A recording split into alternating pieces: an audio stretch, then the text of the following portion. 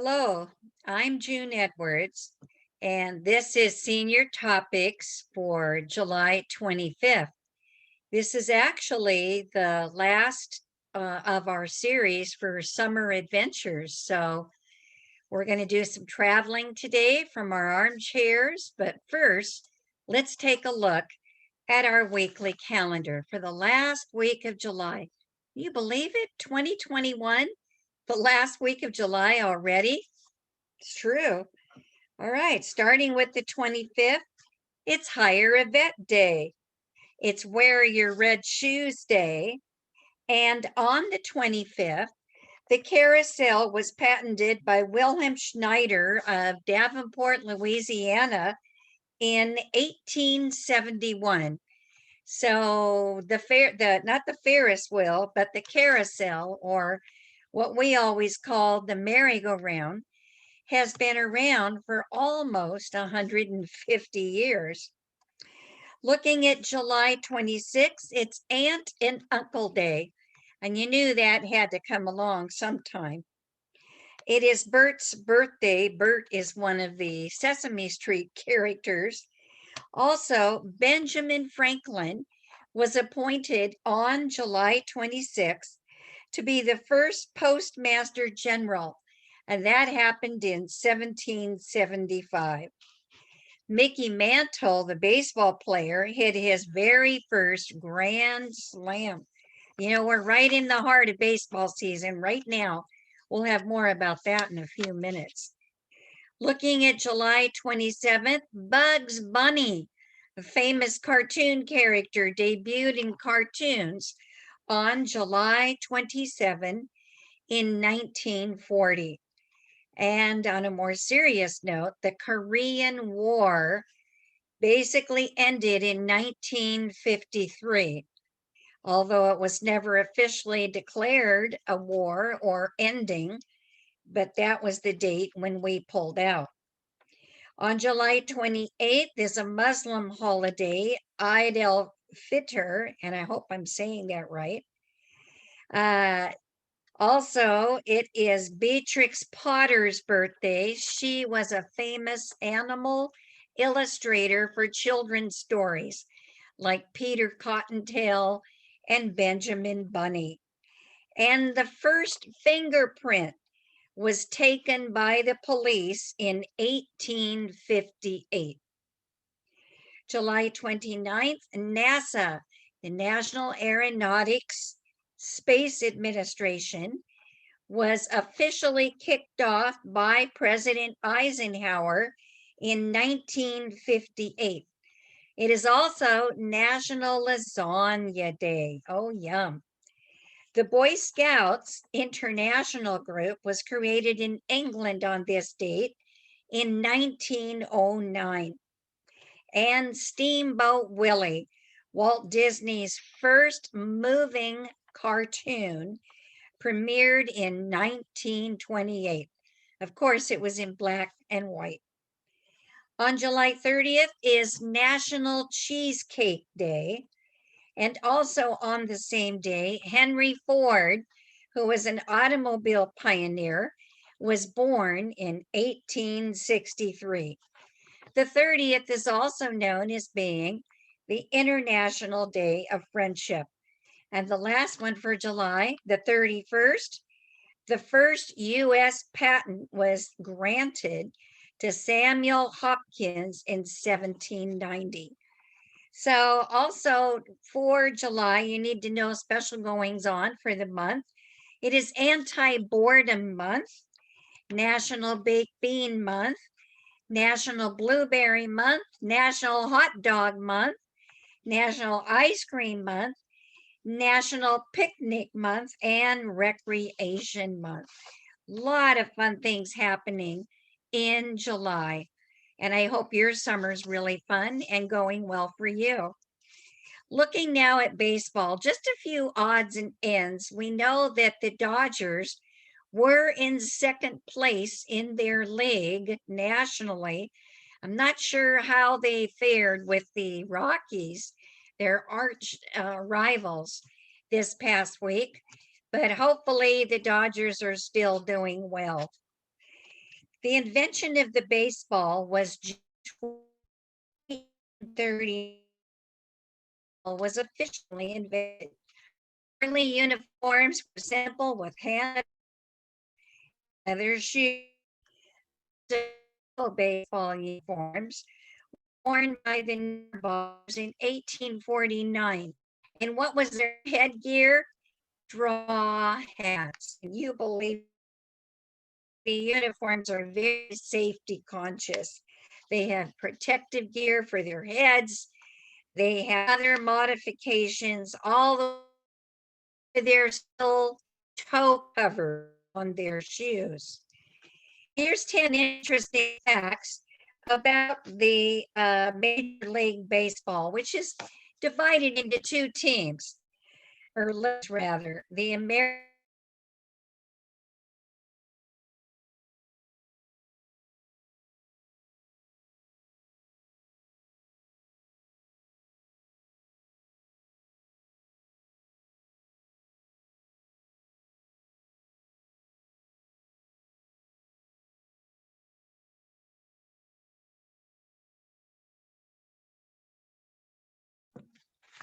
Now, occasionally, because of the hot weather outside, we do get kicked off the internet.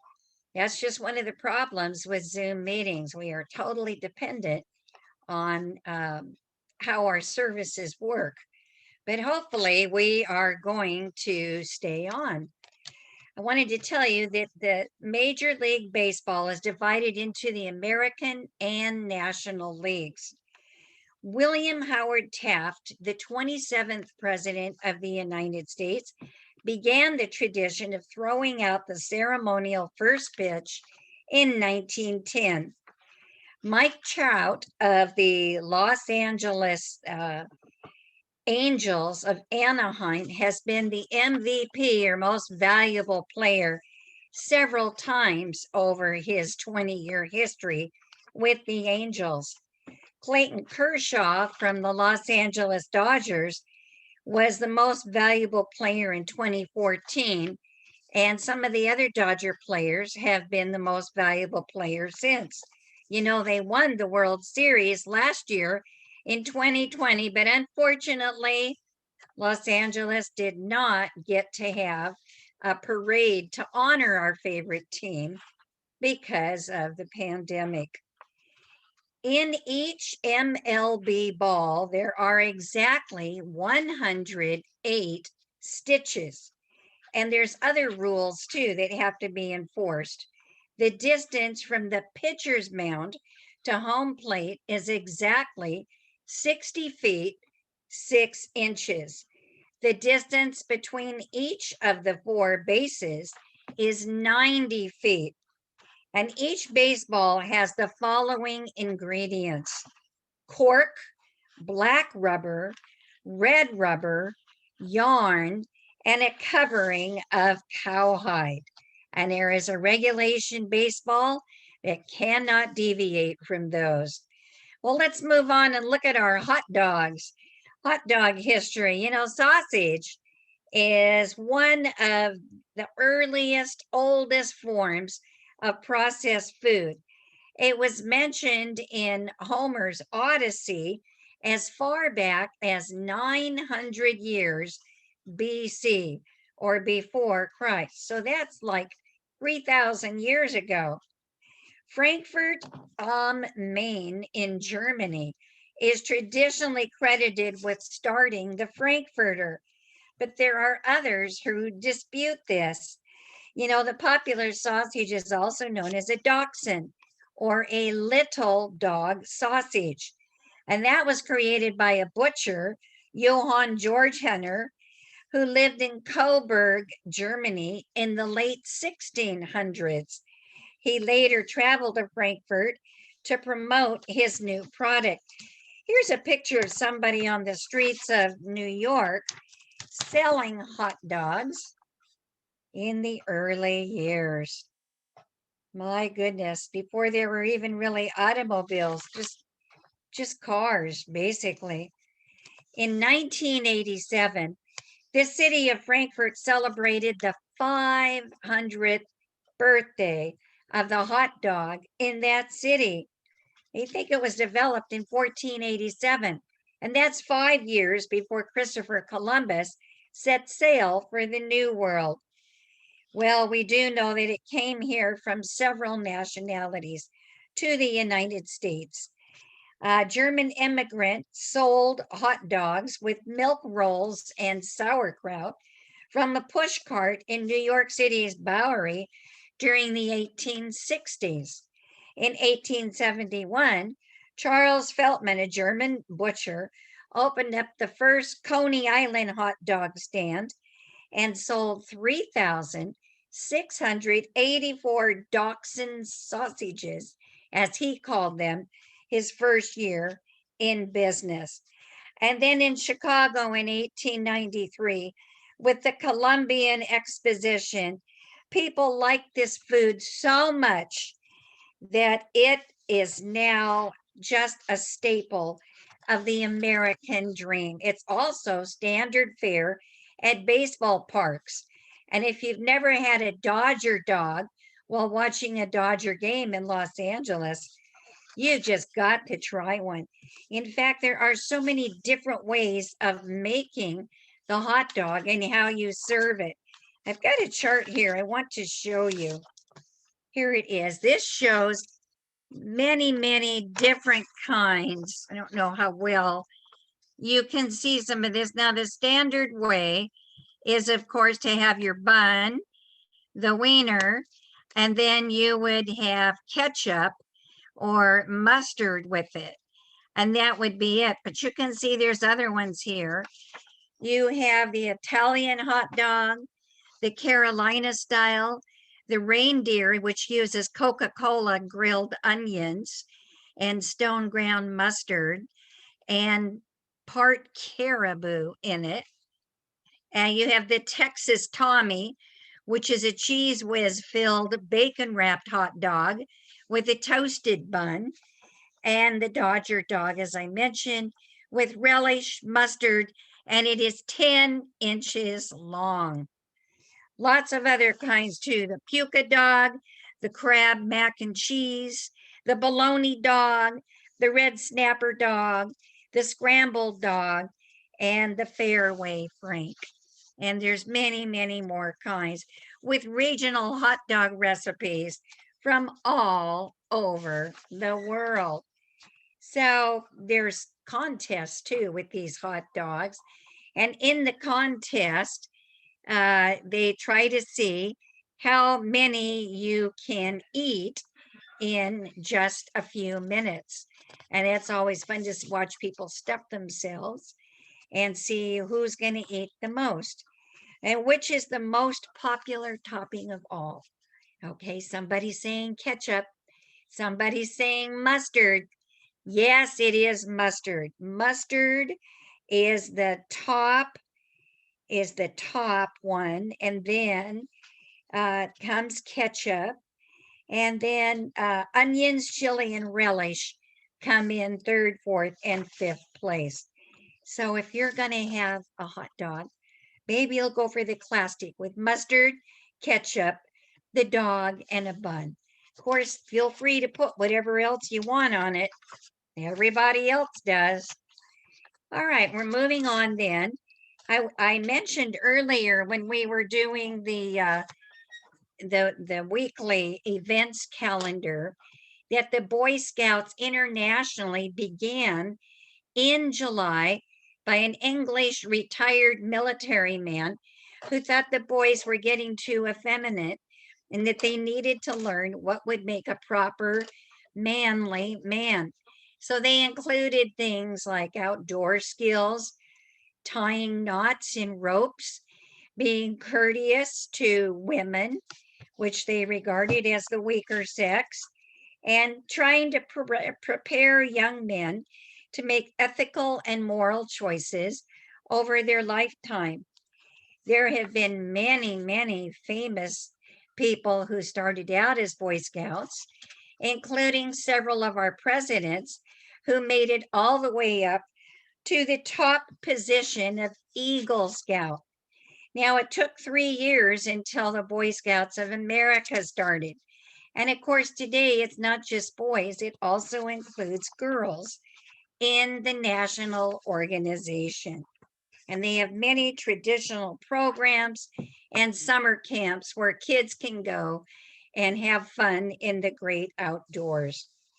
Now, before we do our armchair travel, I thought I would inspire you this last class of the summer quarter with a few inspirational stories just to get your heart feeling really, really good.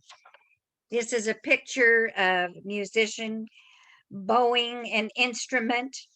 A Hungarian orchestra is helping deaf people to hear and enjoy the music of Beethoven through touch. Budapest Danubia Orchestra, Obuda, holds concerts for hearing impaired people who quite literally feel the Fifth Symphony by Beethoven. He also battled with hearing loss and wrote some of his greatest music while going deaf.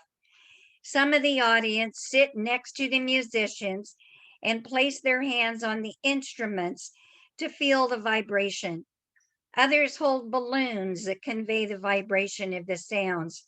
Some are given special hypersensitive hearing aids. When I sat next to the musician who played the double bass, I started crying, says Susanna Foldy, who's been deaf all of her life. Mate Hamori, the orchestra conductor, says the aim is to bring music to people who otherwise would have no chance to enjoy it and call attention to hearing difficulties, which are often ignored by others. Like that story, I have another one. This is kind of an interesting one that goes along with scientific discoveries. These gentlemen here are from a Finnish company that has found a way to produce a protein rich food using just air, water, and electricity. The Helsinki based startup Solar Foods says its carbon neutral process does not depend on weather, irrigation, or even land. The science is like magic, but for real, declares Pasi Vanika, the chief executive, and he's the one on the right. Called Soline, the food is created indoors using a technology developed by NASA in the United States to sustain future human life on Mars. Made up of 50% protein and looking and tasting like flour, Soline is created through a process like brewing beer. Living microbes are put in liquid and fed with carbon dioxide and hydrogen released from water via electrolysis. The microbes create protein, which is dried to make a food powder, and it will be a new harvest for the people. Producing a kilogram of Soline takes just a fraction of the water needed to produce a conventional protein. And it's going to start appearing in products like yogurts and protein drinks within the next 2 years. Something that came from some of our outer space inventions. A lot of inventions have come actually from the space program. I want to show you one of our latest heroes. Residents in Denia, a town on Spain's Costa Blanca, were amazed to see a young man scale a wall into a burning house and save a near disabled man trapped by flames. As dark smoke billowed from the balcony window, the mystery rescuer emerged with Alex Codelli over his shoulder. The hero turned out to be a Senegalese street seller called Gorgi Sao. I didn't think, I just climbed up to get him, Sao says, revealing he was an illegal immigrant who had arrived 2 years previously at 17 years of age on a boat from Africa. It's true that I am poor, he says, but I have a heart that wants to help people, and I knew I could save him. A grateful Kadali was released from the hospital after treatment for burns and smoke inhalation. hailed publicly as a hero. Sal is very modest. I just did what any good human would do. And it's so nice to know there are still people like that around the world, isn't it? Now we're going to get ready. We have just a few minutes and we want to get back into our magical armchair, which will take us on a quick tour around the Pacific Northwest of the United States. And there are so many pictures, and the beauty of this area is so wonderful. And I know I'm a little prejudiced because I grew up there. But you can see there are forests and meadows, lakes, and wilderness. And from the airplane window, as our armchair is sailing along, you can see Mount Adams and the wilderness surrounding it. There's so much rainfall that it just creates beautiful snowy scenes and lots of greenery. Of course, there's plenty of fresh water and salty ocean with the beaches, and they're not all that crowded. Room for everybody. And in Oregon, the untamed ocean. So, what exactly are the best places to visit along North America's Pacific coast?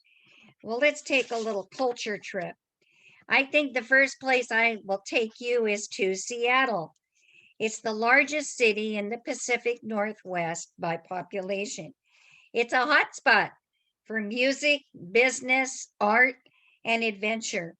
Most people have heard of the Space Needle and the restaurant at the top. Microsoft, a tech company, and Nirvana, which are among an exceptional list of Seattle legends.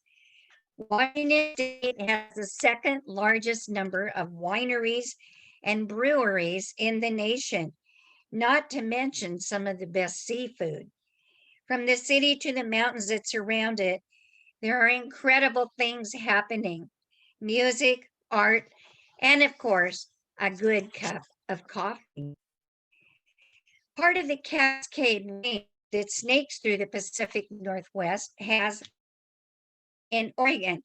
It is Oregon's highest peak, and it's named after Lord Samuel Hood of the British Royal Navy. In 1792, the stratovolcano was 11,240 feet tall. And of course, it is a part of the Northern Cascades National Park, which includes forested valleys, wetlands, marshes, swamps, and over 300 glacier-topped peaks. Now you can go along the Oregon coast and see the rocky beaches with lots of logs rolled up from the lumber industry, camping, fishing, and mountain biking, as well as galleries, wineries, and antique shops. And one of the region's top spots is Ecola State Park, which goes 9 miles along the coastline. Portland is the second largest city and is called the City of the Roses. It has great views of Mount Hood and the Columbia River, which is just a few miles away. Another national park is the Olympic National Park. And here is one of many, many views that you can see. And it's just gorgeous what it looks like there. Of course, back to the Columbia River Gorge, it transitions from temperate rainforest by the ocean to dry grasslands in only 80 miles. And here it is. Here's kind of a small picture of it. See how close I can get that to you so you can see it. And here is a view of the Columbia River Gorge from the top of Mount Hamilton, looking towards the south. And a lot of this was explored by Lewis and Clark when they were exploring the famous purchase after Thomas Jefferson negotiated and pretty much doubled, almost tripled the size of the United States. And we know that a lot of these places were explored, and they were led, of course, by Sacagawea, a young Indian woman who was still nursing her baby as she took the military expedition all these thousands of miles along to explore this land. Now, here's one that looks a little rough. This is what Mount St. Helens looked like after the 1980 eruption. But today, all except a few of the scars have been covered by secondary growth, trees going up 300 and 400 feet already, and more wildlife and plants because of the rich nutrients in the ash that fell like fertilizer. Well, how about Vancouver? Vancouver, Washington, that is. There's something about metropolitan bustle surrounded by panoramic natural views that's really quite magical. But what does Vancouver have that Seattle, Portland, and Victoria don't? Lots more mountains, lakes, and cultural activities for you to view. And now for just a few fascinating Northwest facts that even if you grew up there, you never knew. I certainly didn't. Did you know there's an entire town at the bottom of Washington, Seattle? According to divers, the 33 square mile lake is littered with the wrecks of several hundred boats and ships, dozens of airplanes, a bridge, an ancient forest, an 1870s train of coal cars, and an entire Native American settlement covered in mud. Did you know that Father's Day was founded in Washington State in 1910? And Washington is our only state named after the president. Do you think a Seahawk is a real bird? That's the mascot for one of the Seattle teams. The mascot for Seattle's football team was made up. There really is no such thing as a Seahawk. Seattle, believe it or not, actually gets less rainfall per year than New York, Miami, and DC. Well, that I find hard to believe, but they say it's true. Ever heard the saying, don't take any wooden nickels? It actually comes from Bend, Oregon. The wooden nickels were created during the Depression era when they had a shortage on metals. And here's one for the books. 1/4 of all llamas live on a ranch somewhere in Oregon. So there's hot springs, there's so many beautiful things. Just want to show you a few more pictures. Here's the Columbia River Gorge and Mount Hood tour. Look at that. Isn't that gorgeous? And here's a road and a train. You can take a train ride along the gorge. Of course, Lewis and Clark ferried it on canoes and rafts. Look at the variety of the land and the pictures. So beautiful. I always said a picture was worth 1,000 words. I hope you've enjoyed our armchair adventures. We started in the New England states, went down to the south, went across to the Midwest, and then to the Rockies, and ended up in the Pacific Northwest.